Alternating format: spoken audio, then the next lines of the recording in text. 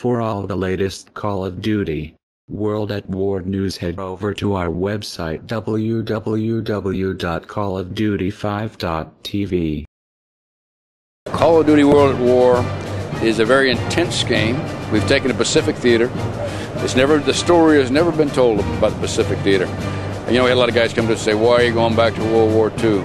And we said, you know, we're not going back.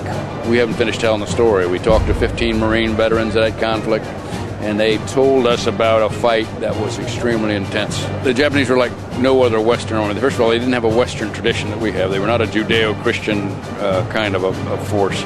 They had been steeped in the Bushido code. Thousands of years of samurai traditions in Japan. The actual katana swords handed down from father to son to son to son till it arrives on the island of Peleliu, and the guy's waiting to use it. You're going to see two islands that part of the campaign. It's Peleliu, very brutal fight. 10,000 Japanese defended on that island. About 200 in the end were finally captured. You're going to see Okinawa, 100,000 to 130,000 Japanese defending on an island that's considered part of Japan itself, and you're going to find only 2,000 or so prisoners actually being taken. So it is an extremely brutal fight.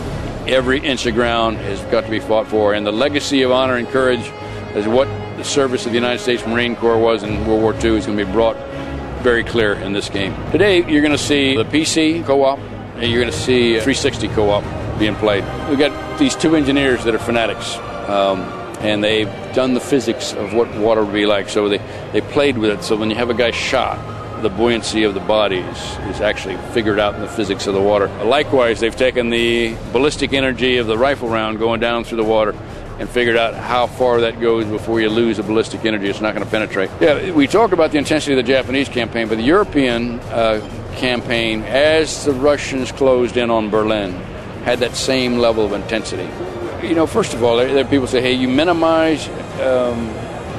somehow minimize the effect of war if we make a game out of it.